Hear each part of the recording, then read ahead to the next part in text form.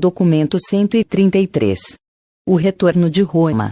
Ao preparar-se para deixar Roma, Jesus não disse adeus a nenhum dos seus amigos. O escriba de Damasco apareceu em Roma sem anúncio e desapareceu do mesmo modo. Passou-se um ano inteiro até que aqueles que o conheciam e que o amavam desistiram da esperança de vê-lo novamente. Antes do fim do segundo ano, pequenos grupos daqueles que o haviam conhecido viram-se atraídos uns pelos outros e reuniram-se por causa do seu interesse comum nos ensinamentos dele, e nas memórias comuns dos seus bons tempos com ele. E esses pequenos grupos de estoicos, cínicos e cultuadores dos mistérios continuaram a manter encontros informais e esporádicos, até o momento em que apareceram em Roma os primeiros pregadores da religião cristã. Gounod e Ganid haviam comprado tantas coisas em Alexandria e em Roma, que acabaram enviando, antecipadamente, todos os seus pertences embalados, por meio de burros de carga, para Tarento, enquanto os 3 viajantes empreenderam uma viagem a pé, com tranquilidade, através da Itália, pela grande Via Ápia. Nessa viagem eles encontraram toda a sorte de seres humanos. Muitos cidadãos romanos nobres e colonos gregos viviam ao longo dessa estrada, mas a progenie de um bom número de escravos inferiores começa a aparecer. Um dia, enquanto descansam à hora do almoço, a meio caminho de Tarento, Ganid fez uma pergunta direta a Jesus, sobre o que ele pensava do sistema de castas da Índia. Jesus respondeu: embora os seres humanos difiram uns dos outros, sob muitos aspectos, perante Deus e o mundo espiritual, todos mortais estão em pé de igualdade. 2 grupos apenas de mortais aos olhos de Deus: aqueles que desejam cumprir a sua vontade e aqueles que não almejam tal coisa. E, quando o universo se volta para um mundo habitado, discerne, deste mesmo modo, 2 grandes classes: os que sabem de Deus e os que não sabem. Aqueles que não podem chegar a conhecer a Deus são reconhecidos entre os animais de qualquer reino. A humanidade pode ser dividida, apropriadamente, em muitas classes, de acordo com diferentes qualificações, segundo o modo de vê-la, física, mental, social, vocacional ou moralmente. Mas esses grupos diferentes de humanos mortais, ao aparecerem diante do tribunal para o julgamento de Deus, ficam em pé de igualdade. Deus, verdadeiramente, não faz acepção de pessoas. Embora vos não possais escapar do reconhecimento segundo as diferentes habilidades e dons humanos, nas questões intelectuais, sociais e morais, não deveis fazer nenhuma dessas diferenciações na irmandade espiritual dos homens quando reunidos para a adoração na presença de Deus. A misericórdia e a justiça. Um incidente muito interessante ocorreu, em uma tarde, no acostamento da estrada, quando eles se aproximavam de Tarento. Viram um jovem rude intimidando brutalmente um outro menor do que ele. Apressando-se a ajudar o menino atacado, quando o havia resgatado, Jesus permaneceu apenas segurando apertadamente o ofensor até que o menor tivesse escapado. No momento em que Jesus liberou o pequeno brigão, Ganid agarrou o menino e começou a bater nele estrepitosamente. Então, Jesus prontamente interferiu, para espanto de Ganid. Depois de haver contido Ganid e permitido ao menino amedrontado escapar, tão logo recuperou o fôlego, Ganid exclamou sobressaltado: eu não consigo entender-te, mestre. Se a misericórdia exige que tu resgates o menino menor, a justiça não exige a punição do menino maior e que era o ofensor? Respondendo, Jesus disse: Ganid, é verdade que tu não entendeste. A administração da misericórdia é sempre trabalho do indivíduo, mas a justiça da punição é função do social, do governo ou dos grupos que administram o universo. Enquanto indivíduo, sou obrigado a mostrar misericórdia. Eu devia livrar o garoto atacado e, com toda a firmeza, empregar a força necessária para conter o agressor. E isso foi exatamente o que fiz. Realizei a libertação do menino atacado, e esse foi o fim da ministração da misericórdia. E então, à força eu detive o agressor por um período de tempo suficiente para permitir que a parte mais fraca, na disputa, escapasse, após o que eu me retirei do caso. E não continuei, não fiz o julgamento do agressor, nem repassei o seu motivo, nem julguei tudo que motivou o seu ataque ao seu companheiro, e não assumi executar a punição que a minha mente podia ditar como compensação justa pelo erro dele. Gandhi, a misericórdia pode ser pródiga, mas a justiça deve ser precisa. Não podes discernir que não há duas pessoas que porventura concordem quanto à punição que deveria satisfazer as exigências da justiça. Um imporia 40 chicotadas, o outro 20, enquanto o outro iria aconselhar ainda o confinamento em solitária como uma justa punição. Não vês que, neste mundo, essas responsabilidades ou deveriam ficar com o grupo ou deveriam ser administradas pelos representantes escolhidos do grupo? No universo, o julgamento é entregue àqueles que conhecem plenamente os antecedentes de todos os erros, bem como as suas motivações.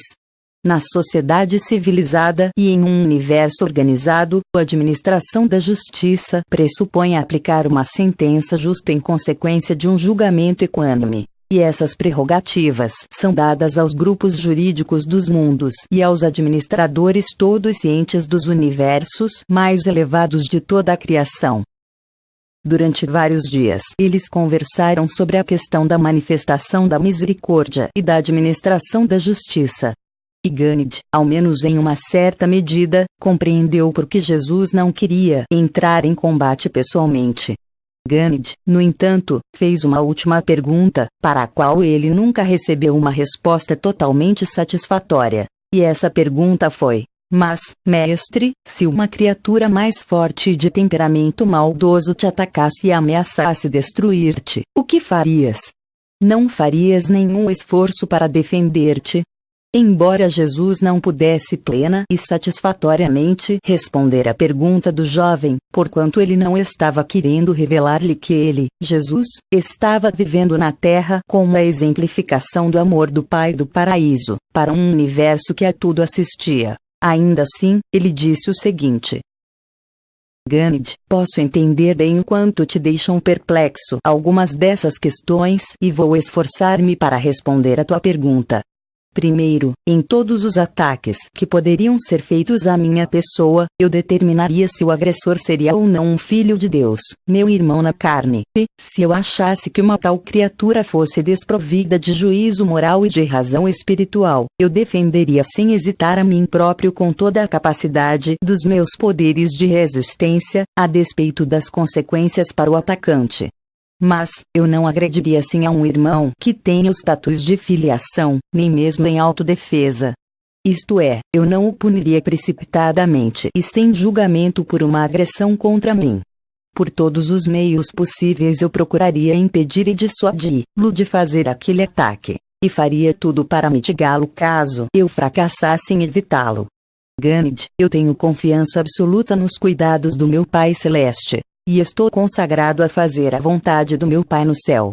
Não acredito que nenhum mal real possa sobrevir a mim, não acredito que o trabalho da minha vida possa ser ameaçado por qualquer coisa que os meus inimigos possam desejar que aconteça a mim, e certamente não há nenhuma violência dos nossos amigos a ser temida. Estou absolutamente seguro de que todo o universo é amigável comigo, essa é a verdade todo-poderosa na qual eu insisto em acreditar, com uma confiança de todo o coração, a despeito de todas as aparências em contrário. Gandhi, todavia, não ficou plenamente satisfeito. Muitas vezes eles falaram sobre essas questões, e Jesus contara a ele algo das suas experiências de infância e também sobre Jacó, o filho do pedreiro. Ao saber como Jacó se propusera a defender Jesus, Gandhi disse: eu começo a perceber. Em primeiro lugar, muito raramente qualquer ser humano normal iria atacar uma pessoa tão boa como tu és, e, mesmo que alguém seja tão irrefletido a ponto de fazer tal coisa, há de haver muito certamente algum outro mortal à mão que acorrerá em tua proteção, do mesmo modo que tu sempre acorres em defesa de qualquer pessoa que tu percebes estar em aperto. No meu coração, mestre, eu concordo contigo, mas na minha cabeça eu ainda acho que se eu tivesse sido Jacó, eu teria gostado de punir aqueles irmãos rudes que ousaram atacar-te só porque sabiam que tu não irias defender-te a ti mesmo. Eu presumo que tu estás a salvo o suficiente nessa tua jornada pela vida, já que passas grande parte do teu tempo ajudando aos outros e ministrando aos teus semelhantes em desespero. Bem, muito provavelmente haverá sempre alguém à mão para defender-te. E Jesus retorquiu: esse teste ainda está para acontecer, Gandhi, e, quando vier, nós teremos que nos conformar com a vontade do Pai. E isso foi tudo que o jovem pôde levar o seu mestre a dizer sobre essa questão difícil, da autodefesa e da não resistência. Numa outra ocasião, ele conseguiu tirar de Jesus a opinião de que a sociedade organizada tinha todo o direito de empregar a força para o cumprimento dos seus mandados de justiça. Embarcando para Tarento. Enquanto permaneciam no navio atracado, esperando que o barco fosse descarregado, os viajantes puderam observar um homem maltratando a sua mulher. Como era do seu costume, Jesus interveio em defesa da pessoa submetida à violência. Ele foi por trás do marido irado e, tocando gentilmente no seu ombro, disse: meu amigo, posso falar contigo em particular, por um momento? O homem em cólera ficou embaraçado com essa abordagem e, depois de um momento de hesitação e embaraço, balbuciou: é ponto. Porque, está bem, o que quer comigo? E, depois de levá-lo para um lado, Jesus disse: meu amigo, percebo algo terrível que deve ter acontecido a ti. E desejo muito que me digas o que teria acontecido a um homem tão forte para levá-lo a agredir a sua mulher, a mãe dos seus filhos, e isso, bem aqui diante dos olhos de todos. Estou seguro de que deves ter uma boa razão para esse ataque. O que fez a mulher para merecer esse tratamento do seu marido? Ao olhar para ti, vejo que posso perceber no teu rosto o amor da justiça e até o desejo de mostrar misericórdia. E aventuro-me a dizer que, caso me visses atacado por ladrões, tu irias, sem hesitação, a correr para ajudar-me. Ouso dizer que tu já fizeste muitas coisas valentes no correr da tua vida. Agora, meu amigo, dize-me o que está acontecendo? A mulher fez algo errado, ou terias tu perdido tolamente a cabeça e, sem pensar, agrediu-a? Não foi tanto o que Jesus havia dito que tocara o coração desse homem, mas o olhar de bondade e o sorriso de simpatia que Jesus lhe dirigira, quando concluía suas observações. Disse o homem: eu vejo que tu és um sacerdote dos cínicos e estou agradecido por me teres refreado. Minha mulher nada fez de muito errado. Ela é uma boa mulher, mas o modo pelo qual me provoca em público me irrita, e perco a cabeça. Sinto muito pela minha falta de autocontrole, e prometo tentar viver de acordo com a promessa que fiz outrora a um de teus irmãos que me ensinou as maneiras certas. Eu te prometo. E então, despedindo-se dele, Jesus disse: meu irmão, sempre te lembra de que o homem não tem autoridade de direito sobre a mulher, a menos que a mulher tenha de propósito e voluntariamente dado a ele essa autoridade. A tua mulher se propôs a viver contigo, ajudar-te a lutar nas batalhas da vida e assumir a parte maior na carga de ter e de criar os vossos filhos.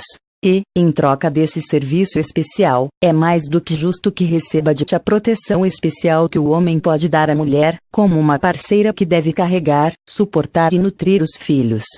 O cuidado e a consideração amorosos que um homem deseja dar a sua esposa e filhos são a medida da realização daquele homem, nos níveis mais elevados da autoconsciência criativa e espiritual. Sabes que tais homens e mulheres são parceiros de Deus, pois eles cooperam para criar seres que crescem e possuem por si próprios o potencial de terem almas imortais. O Pai no céu trata o espírito materno, que é a mãe dos filhos do universo, como igual a si próprio. Compartilhar a tua vida, e tudo que se relaciona a ela, em termos de igualdade com a mãe que tão plenamente compartilha contigo a experiência divina de reproduzir aos dois, na vida dos vossos filhos, é ser semelhante a Deus. Se apenas puderes amar aos teus filhos como Deus te ama, tu amarás e acariciarás a tua esposa como o Pai no céu honra e exalta o Espírito Infinito, a mãe de todos os filhos espirituais de um universo vastíssimo. E quando eles estavam a bordo do barco, olharam para trás e viram a cena do casal, o qual permanecia com lágrimas nos olhos em um abraço silencioso. Tendo ouvido a última metade da mensagem de Jesus ao homem, Gounod esteve todo o dia ocupado em meditar sobre aquilo e resolveu reorganizar a sua casa quando voltasse para a Índia. A viagem a Nicópolis foi agradável, mas lenta, pois o vento não estava favorável. Os três passaram muitas horas recontando as suas experiências em Roma e relembrando tudo o que lhes tinha acontecido desde que se conheceram em Jerusalém. Gounod estava tornando-se imbuído do espírito do ministério pessoal. Ele começou a auxiliar no navio como camareiro, mas, no segundo dia, quando mergulhou mais nas profundas águas da religião, ele chamou Joshua para ajudá-lo. Eles passaram vários dias em Nicópolis, a cidade que Augusto tinha fundado, há uns 50 anos, como a cidade da Vitória, em comemoração da Batalha de Actium, pois havia sido nesse local que acampara com o seu exército antes da batalha. Eles alojaram-se na casa de um tal de Jeremias, um prosélito grego de fé judia a quem conheceram a bordo do barco. O apóstolo Paulo passou todo o inverno com o filho de Jeremias nessa mesma casa durante a sua terceira viagem missionária. De Nicópolis eles velejaram no mesmo barco para Corinto, a capital da província romana de Acaia. Em Corinto. Ao chegarem a Corinto, Gounod já estava ficando bastante interessado pela religião judaica e assim não seria estranho que um dia, quando passavam pela sinagoga e viram as pessoas entrando, ele solicitasse a Jesus que o levasse ao serviço. Naquele dia eles ouviram um rabino erudito discursar sobre o destino de Israel e, depois do serviço, encontraram um tal de Crespo, o dirigente mais alto dessa sinagoga.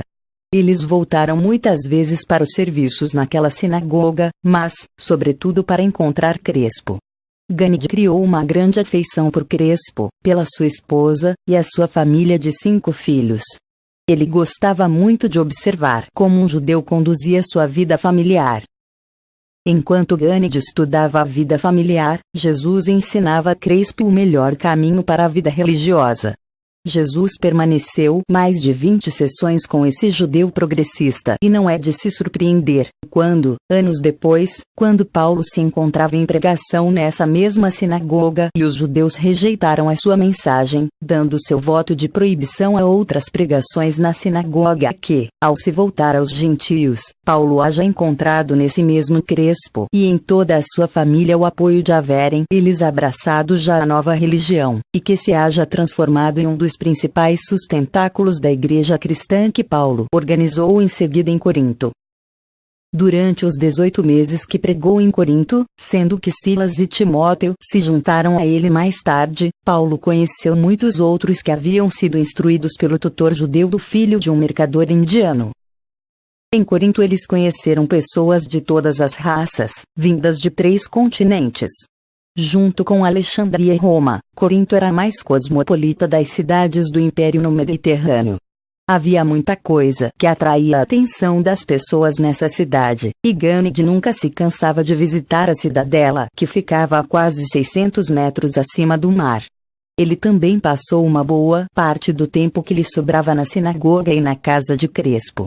A princípio ele ficara chocado, mas, mais tarde, ficou encantado com os tatus da mulher no lar judeu. Era uma revelação para esse jovem indiano. Jesus e Gounod foram muitas vezes hóspedes em um outro lar judeu, o de Justo, um mercador devoto, que morava ao lado da sinagoga. E, muitas vezes, subsequentemente, quando o apóstolo permaneceu nessa casa, Paulo ouviu as histórias dessas visitas do rapaz indiano e o seu tutor judeu, enquanto ambos, Paulo e Justo, imaginavam o que é que teria acontecido a um instrutor hebreu tão brilhante. Quando em Roma, Gounod observou que Jesus se recusava a acompanhá-los aos banhos públicos. Várias vezes depois disso, o jovem tentou induzir Jesus a dizer mais sobre o que pensava a respeito das relações dos sexos. Embora quisesse responder às perguntas do rapaz, Jesus nunca parecia disposto a discutir esses assuntos muito longamente.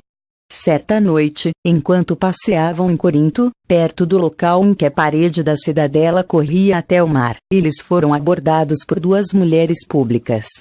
Gounod, muito justamente, havia assimilado a ideia de que Jesus era um homem de elevados ideais, e que ele abominava tudo que beirava a impureza ou que tivesse o sabor do mal. E, em vista disso, ele dirigiu-se secamente a essas mulheres e grosseiramente pediu a elas para se afastarem. Quando Jesus ouviu isso, disse a Gânide: a tua intenção foi boa, mas tu não devias permitir-te falar assim aos filhos de Deus, ainda que sejam os seus filhos desguiados. Quem somos nós para julgar essas mulheres? Tu conheces todas as circunstâncias que as levaram a recorrer a tais métodos de obter a sobrevivência? Fica aqui comigo enquanto falamos sobre essas questões. As prostitutas ficaram mais estupefatas ainda do que Gânide com as palavras de Jesus. E, enquanto permaneciam ali sob a luz da lua, Jesus continuou dizendo: dentro de todas as mentes humanas vive um Espírito Divino, a dádiva do Pai do céu. Esse Espírito do bem sempre se esforça para nos levar a Deus, para ajudar-nos a encontrar Deus e conhecer a Deus. Mas há também dentro dos mortais muitas tendências naturais físicas que o Criador colocou neles para servir ao bem-estar individual e da raça. Assim, muitas vezes, os homens e as mulheres tornam-se confusos nos seus esforços de compreender a si próprios e lutar contra as dificuldades múltiplas do ganhar a vida em um mundo tão amplamente dominado pelo egoísmo e pelo pecado. Eu percebo, Gânide, que nenhuma dessas mulheres é voluntariamente pecaminosa. Posso ver, nos seus rostos, que elas passaram por muitas tristezas e sofreram muito nas mãos de um destino aparentemente cruel. Todavia elas não escolheram intencionalmente essa espécie de vida.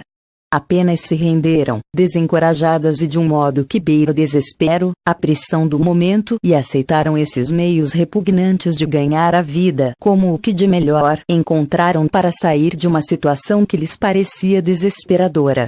Gânide, algumas pessoas são realmente perversas de coração e escolhem deliberadamente fazer coisas más. No entanto, diga-me, quando olhas para esses rostos inundados de lágrimas, tu vês algo de mal ou de perverso? E, enquanto Jesus esperava a resposta, a voz de Gânide saiu sufocada quando balbuciou a sua resposta: não, mestre, não vejo. E peço perdão pela minha grosseria para com elas, eu imploro o seu perdão. E então Jesus disse: falando em nome delas, eu digo que já te perdoaram, do mesmo modo que falo pelo meu Pai no céu, pois ele já as perdoou. Agora, todos vós, vinde comigo até a casa de um amigo, onde encontraremos recolhimento e faremos planos para a vida nova e melhor que temos diante de nós. As mulheres, estupefatas até esse momento, não haviam dito palavra. Entreolharam-se silenciosamente e seguiram o caminho indicado por aqueles homens. Imaginai a surpresa da esposa de Justo quando, já tarde da noite, Jesus apareceu com Gânide e essas duas estranhas, dizendo: perdoai-nos por chegarmos a essa hora, mas Gânide, eu desejamos comer um pouco e gostaríamos de compartilhar esse pouco com estas nossas amigas que acabamos de encontrar, elas também estão necessitando de algo para comer.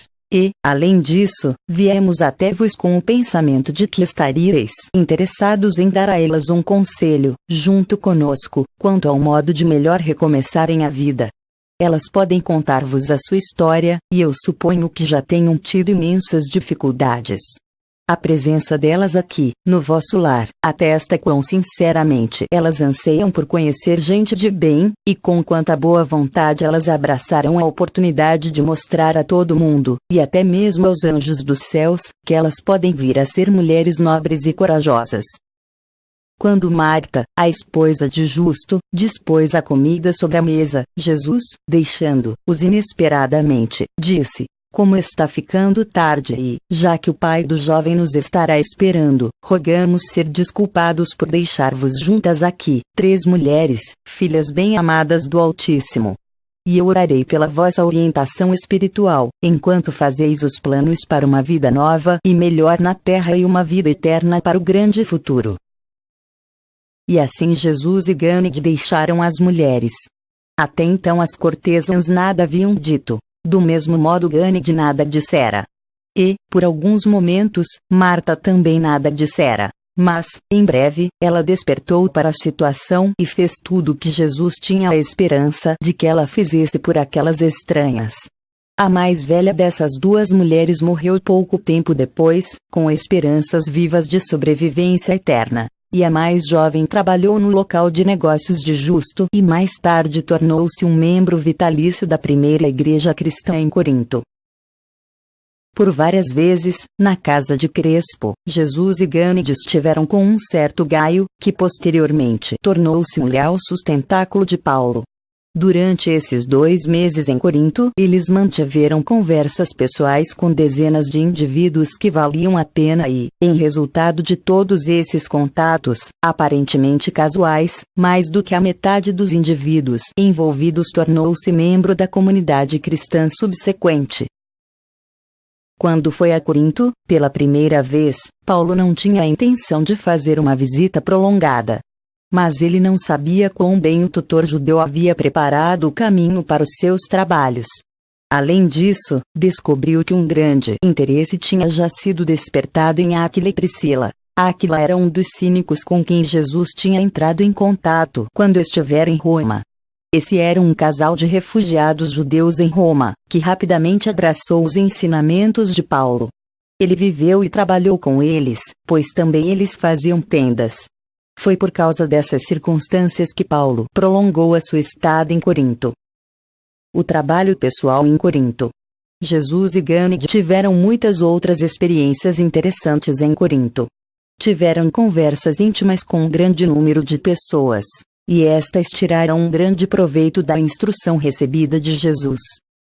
Ao moleiro ele ensinou como moer os grãos da verdade no moinho da experiência viva, de modo a fazer com que as coisas difíceis da vida divina se tornassem aceitáveis mesmo pelos seus semelhantes mortais fracos e débeis.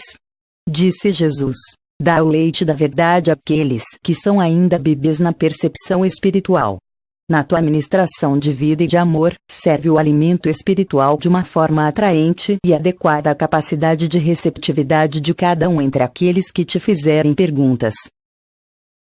Ao centurião romano ele disse: dá a César as coisas que são de César, e a Deus as coisas que são de Deus. O serviço sincero a Deus e o serviço leal a César não entram em conflito, a menos que César tenha a presunção de arrogar a si uma homenagem que só pode ser pretendida pela deidade. A lealdade a Deus, para aqueles que chegarem a conhecê-lo, transformá-los a todos nos mais leais e fiéis na sua devoção a um imperador condigno. Ao fervoroso líder do culto mitraico Jesus disse: fazes bem em buscar uma religião de salvação eterna, mas tu te enganas ao buscar uma verdade assim gloriosa entre os mistérios tecidos pelos homens e nas filosofias humanas. Acaso não sabes que o mistério da salvação eterna reside na tua própria alma? Não sabes que Deus no céu enviou o seu Espírito para viver dentro de ti, e que esse Espírito guiará todos os mortais amantes da verdade que servem a Deus, na saída desta vida e pelos portais da morte, até as alturas eternas da luz, onde Deus espera receber os seus filhos? E nunca te esqueças: tu que conheces a Deus, serás o Filho de Deus se, verdadeiramente, aspirares a ser como Ele. Ao instrutor epicurista ele disse: fazes bem em escolher o melhor e em apreciares o que é bom. Mas estarás tu sendo sábio ao deixares de discernir as coisas maiores da vida mortal, aquelas coisas que estão incorporadas aos reinos espirituais e que surgem da compreensão da presença de Deus no coração humano. A grande coisa em toda a experiência humana é a tomada de consciência de que tu conheces o Deus cujo Espírito vive dentro de ti, que procura conduzir-te avante na jornada longa e quase sem fim, até alcançares a presença pessoal do nosso Pai comum, o Deus de toda a criação, o Senhor dos universos. Ao empreiteiro e construtor grego, ele disse: meu amigo, enquanto constróis as estruturas materiais para os homens, desenvolve um caráter espiritual à semelhança do Espírito Divino dentro da tua alma. Não deixes a tua realização como construtor temporal sobrepor-se à tua realização como filho espiritual do reino do céu. Enquanto constróis as mansões do tempo para os outros, não negligencies de assegurar, para ti próprio, o teu direito às mansões da eternidade. E lembra-te sempre: há uma cidadela cujas fundações são corretas e verdadeiras, e cujo construtor e criador é Deus. Ao juiz romano ele disse: ao julgar os homens, lembra-te de que tu mesmo, algum dia, irás a julgamento perante o tribunal dos governantes de um universo. Julga com justiça e com misericórdia mesmo, pois tu mesmo algum dia irás aguardar pela consideração misericordiosa das mãos do árbitro supremo. Julga como tu serias julgado sob circunstâncias semelhantes, sendo assim guiado pelo espírito da lei, bem como pela sua letra. E, do mesmo modo que concederes uma justiça dominada pela equanimidade, à luz da necessidade daqueles que forem trazidos diante de ti, do mesmo modo terás o direito de esperar uma justiça temperada pela misericórdia quando, um dia, te colocares perante o juiz de toda a terra. A proprietária da estalagem grega a ele disse: ministra a tua hospitalidade como alguém que entretém os filhos do Altíssimo. Eleva a monotonia da tua lida diária aos níveis elevados das belas artes, por intermédio da compreensão cada vez maior de que tu ministras Deus às pessoas em quem Ele reside, por meio do Espírito dele que desceu para viver dentro dos corações dos homens. E busca com isso transformar as mentes e guiar as almas dessas pessoas de até o conhecimento do Pai do Paraíso, Pai de todas essas dádivas outorgadas do Espírito Divino. Jesus teve muitas conversas com um mercador chinês. Ao despedir-se, Jesus recomendou a ele: adora apenas a Deus, que é o verdadeiro ancestral do teu espírito. Lembra-te que o Espírito do Pai vive sempre dentro de ti, sempre orienta a tua alma na direção do céu. Se tu seguires as orientações inconscientes desse Espírito imortal, estejas certo de continuar no caminho elevado de encontrar Deus. E quando tu alcançares o Pai no céu, será porque, ao procurá-lo, tu te tornaste mais e mais como Ele. E então adeus, Shang, mas apenas por uma estação, pois nos encontraremos de novo nos mundos da luz, onde o Pai das almas espirituais providenciou muitos deliciosos pontos de parada para aqueles por quem o paraíso espera. Ao viajante, vindo da Bretanha, ele disse: meu irmão, percebo que buscas a verdade e, pois, sugiro-te pensar na possibilidade de que o Espírito do Pai de toda a verdade possa residir dentro de ti. Por acaso já tentaste sinceramente conversar com o Espírito da tua própria alma?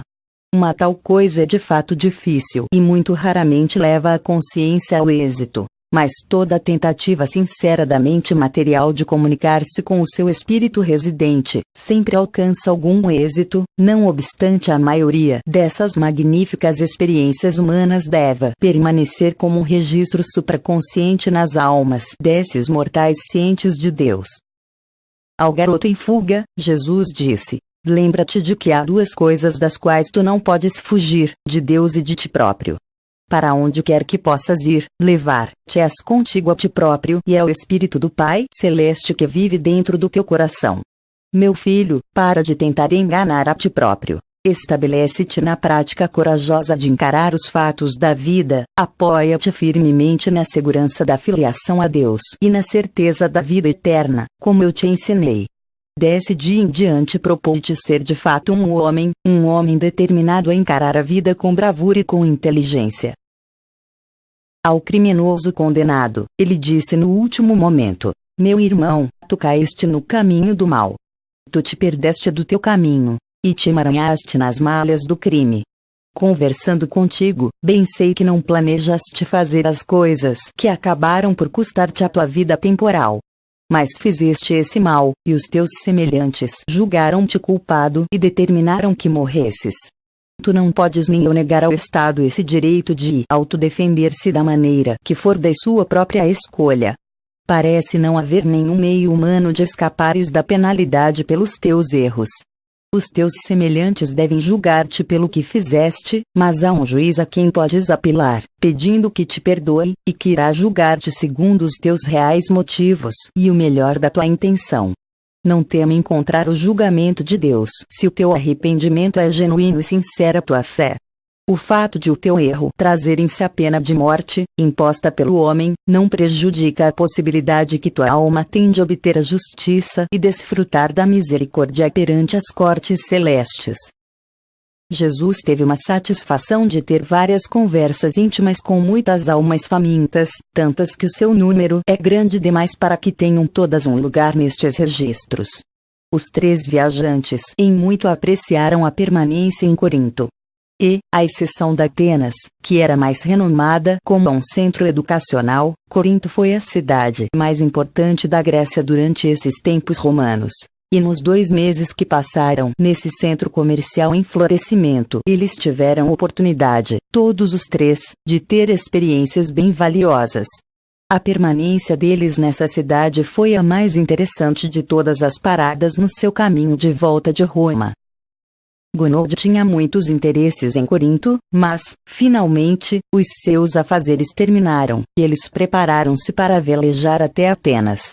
Viajaram em um pequeno barco que foi carregado por via terrestre de um porto até outro em Corinto, a uma distância de 16 quilômetros. Em Atenas, o discurso sobre a ciência. Em breve eles chegaram ao velho centro grego de ciência e de educação, e Gânide ficou emocionado com o pensamento de estar em Atenas, de estar na Grécia, o centro cultural do antigo Império Alexandrino, que havia estendido as suas fronteiras de até a sua própria terra, a Índia. Havia pouca coisa a ser tratada lá, e, sendo assim, Gounod passou a maior parte do seu tempo com Jesus e Gânide, visitando os muitos pontos de interesse e ouvindo as conversas interessantes do rapaz com o seu versátil mestre. Uma grande universidade prosperava ainda em Atenas e os 3 fizeram visitas frequentes às suas salas de ensino. Jesus e Gânide haviam já discutido em profundidade os ensinamentos de Platão, enquanto ouviam as conferências no museu em Alexandria. E todos eles apreciaram muito a arte da Grécia, da qual boas mostras eram ainda encontráveis aqui e ali pela cidade. Tanto o pai quanto o filho deleitaram-se com a discussão sobre a ciência, que se deu no albergue, certa noite, entre Jesus e um filósofo grego.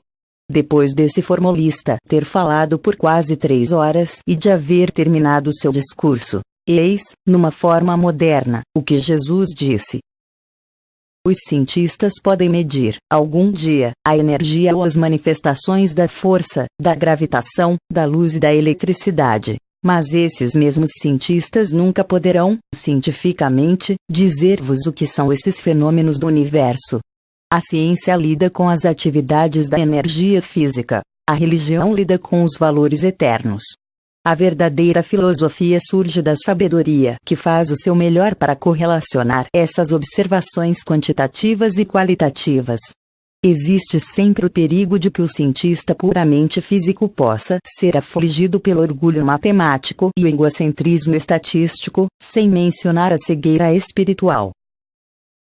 A lógica é válida no mundo material, e a matemática é confiável quando limitada nas suas aplicações, às coisas físicas. Mas nenhuma nem a outra devem ser consideradas como totalmente dignas de confiança, nem infalíveis, quando aplicadas aos problemas da vida. A vida abrange fenômenos que não são integralmente materiais. A aritmética diz que, se um homem pode tosquear uma ovelha em 10 minutos, 10 homens podem fazê-lo em 1 minuto. Isso é o que diz a matemática pura, mas não é verdade, pois os 10 homens não o poderiam fazer. Eles entrariam um na frente do outro tão confusamente que o trabalho seria retardado em muito. As matemáticas afirmam que, se uma pessoa representa uma certa unidade de valor moral e intelectual, 10 pessoas representariam 10 vezes esse valor. Mas, ao lidarmos com a personalidade humana, estaríamos mais próximos da verdade se disséssemos que uma tal associação de personalidades é uma soma que se iguala muito mais ao quadrado do número das personalidades envolvidas na equação do que a simples soma aritmética. Um grupo social de seres humanos trabalhando em harmonia coordenada representa uma força muito maior do que a soma simples das suas partes. A quantidade pode ser identificada como um fato, transformando-se assim em uma uniformidade científica. A qualidade, sendo uma questão de interpretação mental, representa uma estimativa de valores e deve, por isso, permanecer como uma experiência do indivíduo. Quando tanto a ciência quanto a religião se tornarem menos dogmáticas e mais tolerantes quanto à crítica, a filosofia então começará a unificar-se para a compreensão inteligente do universo. Haverá unidade no universo cósmico quando puderdes discernir apenas os seus efeitos nos fatos. O universo real é amigável para com todos os filhos do Deus eterno. O problema real é: como pode a mente finita do homem alcançar uma unidade de pensamento lógica, verdadeira e correspondente?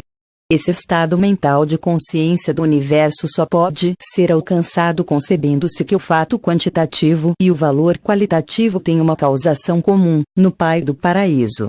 Tal concepção da realidade leva a discernimentos mais amplos quanto à unidade intencional dos fenômenos universais, e revela mesmo uma meta espiritual de realização progressiva da personalidade. E esse é um conceito de unidade que pode perceber o pano de fundo invariável para um universo vivo, de relações impessoais continuamente mutáveis e de relações pessoais que evoluem. A matéria, o espírito e o estado intermediário entre os dois são três níveis interrelacionados e interassociados da verdadeira unidade do universo real. Independentemente de quão divergentes sejam os fenômenos dos fatos e dos valores no universo, pode acontecer que eles estejam, afinal, unificados no Supremo. A realidade da existência material está ligada à energia irreconhecida, bem como à matéria visível. Quando as energias do universo são desaceleradas o suficiente, de modo a adquirirem o grau necessário de movimento, então, sob condições favoráveis, essas mesmas energias transformam-se em massa. E não vos esqueçais que a mente que, de per si, pode perceber a presença das realidades aparentes é, ela própria, também real.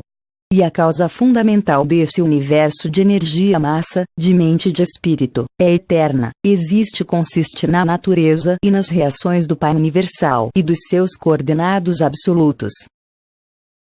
Eles ficaram mais do que pasmados com as palavras de Jesus, e o grego, ao despedir-se deles, disse: afinal, os meus olhos depararam-se com um judeu que pensa em algo além da superioridade racial e que fala em algo além de religião. E eles recolheram-se para descansar naquela noite. A permanência em Atenas foi agradável e proveitosa, mas não particularmente frutífera de contatos humanos. Muitos dos atenienses daquela época ou eram intelectualmente orgulhosos da sua reputação de outrora ou mentalmente estúpidos e ignorantes, sendo a progênie dos escravos inferiores daqueles períodos primitivos, quando existia glória na Grécia e sabedoria nas mentes do seu povo. Ainda assim havia muitas mentes perspicazes entre os cidadãos de Atenas. Em Éfeso, o discurso sobre a alma. Ao deixarem Atenas, os viajantes tomaram o caminho de Troas até Éfeso, a capital da província romana da Ásia. Eles fizeram muitas viagens até o famoso templo de Ártemis dos Efesianos, a cerca de 2 milhas da cidade. Ártemis era a mais famosa deusa de toda a Ásia Menor e uma perpetuação da deusa-mãe, a mais antiga dos tempos primordiais anatolianos. O ídolo grosseiro, exibido no enorme templo dedicado à sua adoração, tinha a fama de ter caído do céu. Nem toda a educação que Gândhi teve, no sentido de respeitar as imagens como símbolos da divindade, havia sido erradicada, e ele pensou que seria ótimo comprar um pequeno relicário de prata em honra a essa deusa da fertilidade da Ásia Menor. Naquela noite eles falaram longamente sobre a adoração de coisas feitas pelas mãos humanas. Ao terceiro dia da sua estada, eles caminharam ao longo do rio para observar a dragagem da boca do porto. Ao meio-dia falaram com um jovem fenício que estava com saudades de casa e um tanto desalentado. Mas, mais do que tudo, ele estava com inveja de um outro jovem que tinha sido promovido antes dele. Jesus disse-lhe palavras de conforto e citou o velho provérbio hebreu: as qualidades de um homem lhe valem o seu lugar e o levam até os grandes homens. De todas as cidades grandes que eles visitaram nessa viagem pelo Mediterrâneo, o produto do que eles realizaram ali foi o de menor proveito para o trabalho posterior dos missionários cristãos. O cristianismo assegurou seu começo, em Éfeso, em grande parte por intermédio dos esforços de Paulo, que residiu lá por mais de 2 anos, produzindo tendas para viver e fazendo palestras sobre religião e filosofia todas as noites na sala principal de audiências da escola de Tirano. Havia ali um pensador progressista ligado a essa escola local de filosofia, e Jesus teve várias reuniões bem proveitosas com ele. Ao longo dessas conversas Jesus havia usado repetidamente a palavra alma. Esse grego erudito finalmente perguntou-lhe o que queria ele dizer com a alma, e Jesus respondeu: a alma é a parte do homem que reflete o eu, que discerne a verdade e percebe a parte espiritual do homem e, para sempre, que leva o ser humano acima do nível do mundo animal. A autoconsciência, em si por si mesma, não é a alma. A consciência moral é a verdadeira autorrealização humana e constitui o fundamento da alma humana, e a alma é aquela parte do homem que representa o valor da sobrevivência potencial para a experiência humana. A escolha moral e a realização espiritual, a capacidade de conhecer Deus e o impulso de ser igual a Ele são características da alma. A alma do homem não pode existir sem o pensamento moral e a atividade espiritual. Uma alma estagnada é uma alma moribunda. Mas a alma do homem é distinta do espírito divino que reside dentro da mente. O espírito divino chega simultaneamente com a primeira atividade moral da mente humana, e esta é a ocasião do nascimento da alma. A salvação ou a perda de uma alma tem a ver com o fato de a consciência moral alcançar, ou não, a sobrevivência própria, por intermédio da aliança eterna com a dotação espiritual imortal associada a ela. A salvação é a espiritualização, na autorrealização da consciência moral. Por meio da espiritualização, a consciência moral torna-se possuidora do valor da sobrevivência. Todas as formas de conflitos da alma consistem na falta de harmonia entre a autoconsciência moral, ou espiritual, e a autoconsciência puramente intelectual. A alma humana, quando amadurecida, enobrecida e espiritualizada, aproxima-se do status celeste, no sentido em que chega bem próximo de ser uma entidade que está entre o material e o espiritual, entre o material e o espírito divino. A alma em evolução, de um ser humano, é difícil de descrever, e mais difícil ainda de ser comprovada, porque não se a constata pelos métodos, seja da investigação material, seja por provas espirituais. A ciência material não pode demonstrar a existência de uma alma, nem o pode uma comprovação puramente espiritual. Não obstante o fracasso tanto da ciência material quanto dos padrões espirituais, em constatar a existência da alma humana, todo mortal moralmente consciente conhece a existência da sua alma como uma experiência pessoal real e factual. A permanência em Chipre, o discurso sobre a mente. Em breve os viajantes velejaram para Chipre, parando em Rhodes. Eles sentiram muita satisfação na longa viagem pela água e chegaram na ilha com o corpo bem descansado e restaurados de espírito. Estava nos planos deles gozar de um período de repouso e de recreação nessa visita a Chipre, pois a sua viagem pelo Mediterrâneo estava chegando ao fim. Eles aportaram em Pafos e logo começaram a reunir os suprimentos para uma permanência de várias semanas nas montanhas vizinhas. Ao terceiro dia depois da sua chegada partiram para as montanhas com os animais bastante carregados. Por 2 semanas deleitaram-se o suficiente e, então, sem mais nem menos, o jovem Ganid adoeceu súbita e gravemente. Por 2 semanas ele sofreu de uma forte febre, muitas vezes delirando. Ambos, Jesus e Gunod, mantiveram-se ocupados assistindo o jovem adoentado. Jesus, com habilidade e com afeto, cuidou do rapaz, e o pai ficou impressionado tanto pela bondade quanto pela competência manifestada em toda essa sua ministração ao jovem afligido.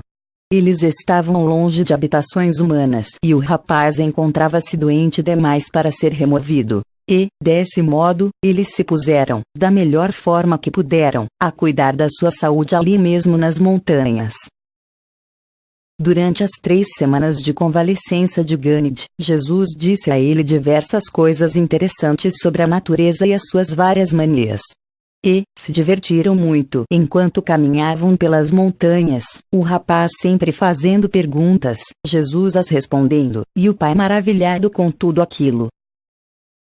Na última semana de permanência deles nas montanhas, Jesus e Ganid tiveram uma longa conversa sobre as funções da mente humana.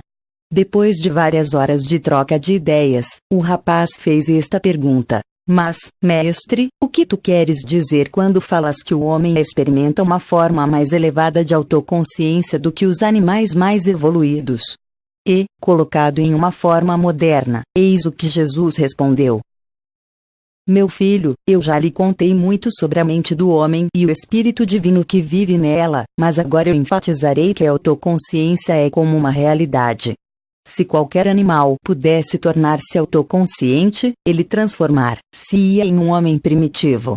A realização da autoconsciência resulta de uma coordenação de funções entre a energia impessoal e a mente que recebe o espírito, e é esse fenômeno que garante a dádiva de um ponto focal absoluto para a personalidade humana, o espírito do Pai no céu.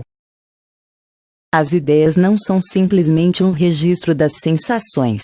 As ideias são as sensações mais as interpretações reflexivas do eu pessoal, e o eu é mais do que a soma das sensações de um ser.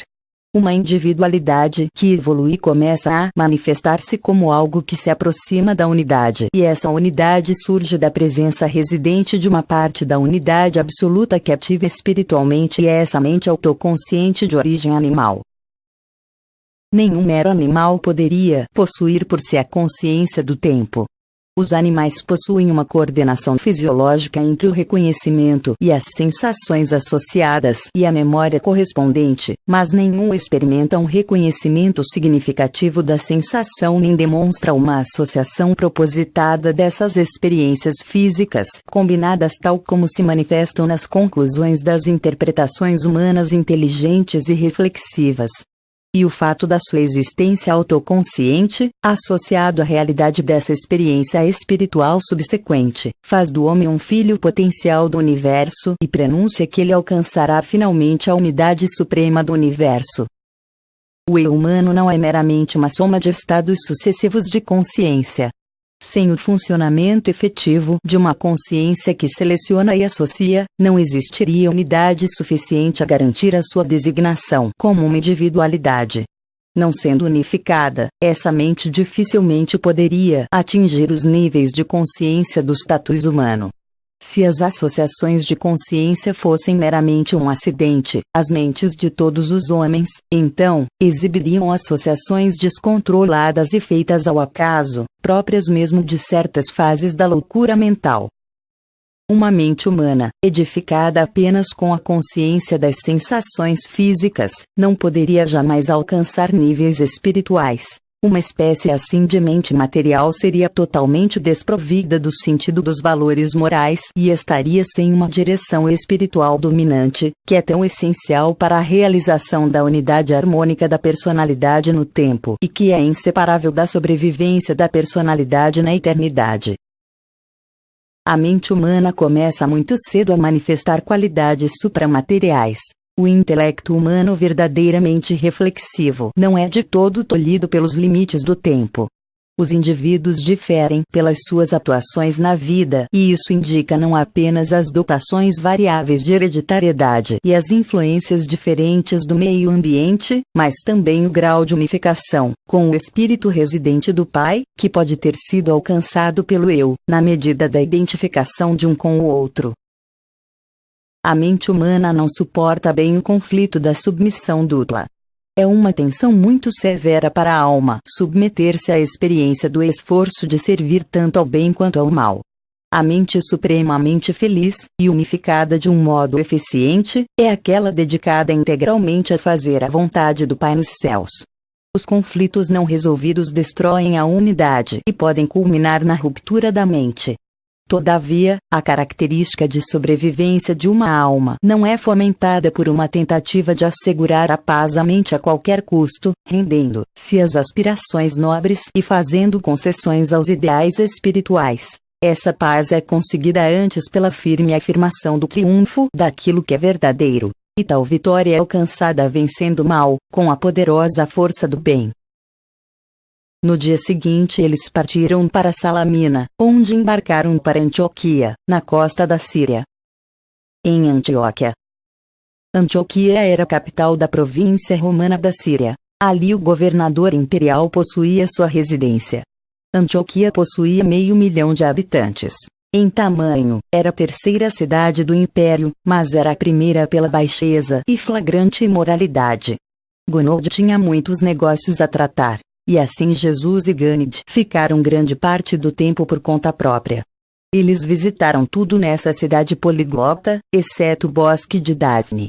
Gonold e Ganid visitaram esse notório santuário da vergonha, mas Jesus recusou-se a acompanhá-los.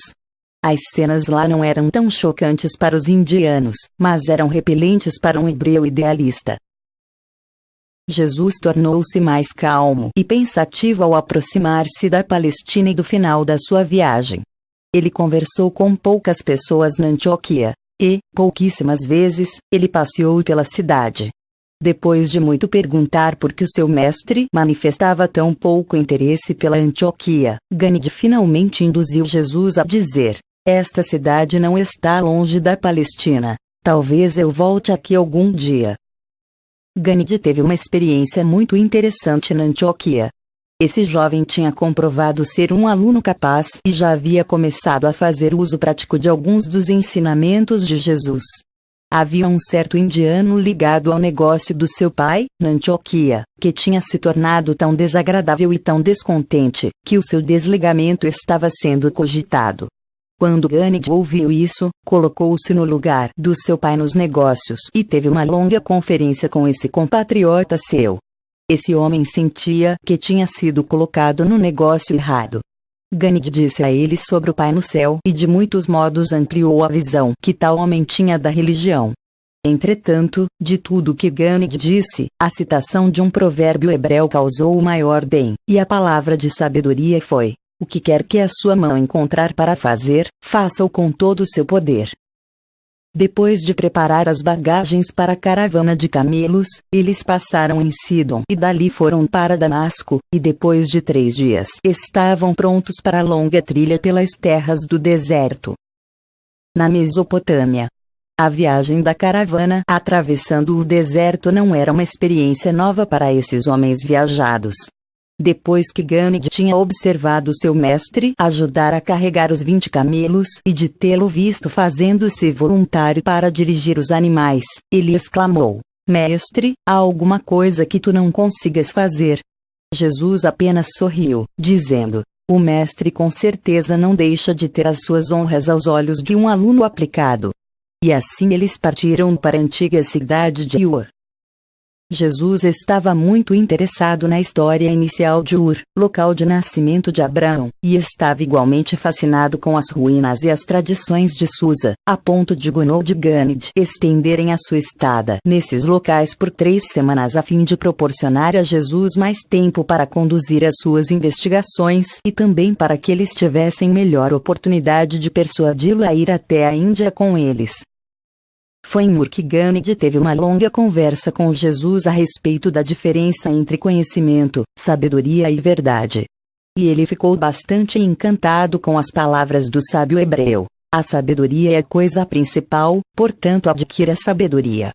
Com toda a sua busca por conhecimento, trata de adquirir compreensão. Eleva a sabedoria e ela te fará avançar. Ela irá trazer honrarias a ti, desde que tu a ponhas em prática. Afinal chegou o dia da separação. Todos foram valentes, especialmente o rapaz, mas foi uma dura provação. Eles tinham os olhos cheios de lágrimas, mas o coração pleno de coragem. Ao despedir-se do seu mestre, Ganid disse: adeus, mestre, mas não para sempre. Quando eu vier de novo a Damasco, eu procurarei por ti. Eu te amo, pois eu creio que o Pai no céu deve ser um pouco como tu. Ao menos eu sei que tu és bastante como tudo que contaste dele. Eu me lembrarei dos teus ensinamentos, mas mais do que tudo, eu nunca te esquecerei. E o pai dele disse: adeus a um grande mestre, que nos tornou melhores e que nos ajudou a conhecer a Deus. E Jesus respondeu: a paz esteja convosco, e que a bênção do Pai no céu possa estar sempre convosco. E Jesus ficou na praia contemplando o pequeno barco que os levava até a embarcação ancorada. Assim o mestre deixou os seus amigos da Índia, em Charax, para nunca mais vê-los de novo neste mundo. E, também, eles não chegaram nunca a saber, neste mundo, que o homem que mais tarde apareceu como Jesus de Nazaré não era senão o mesmo amigo a quem eles tinham acabado de deixar, Joshua, o mestre deles. Na Índia, Gandhi cresceu e tornou-se um homem de influência, um sucessor digno do seu eminente pai e disseminou muitas das verdades nobres que tinha aprendido de Jesus, o seu amado mestre. Mais tarde na vida, quando Gandhi ouviu sobre o estranho mestre na Palestina que terminou a sua carreira em uma cruz, mesmo reconhecendo a semelhança entre o evangelho desse filho do homem e os ensinamentos do seu tutor judeu, nunca lhe ocorreu que esses dois fossem de fato a mesma pessoa. Assim terminou aquele capítulo na vida do filho do homem que poderia ser chamado A Missão de Joshua, o Mestre. Documento 133.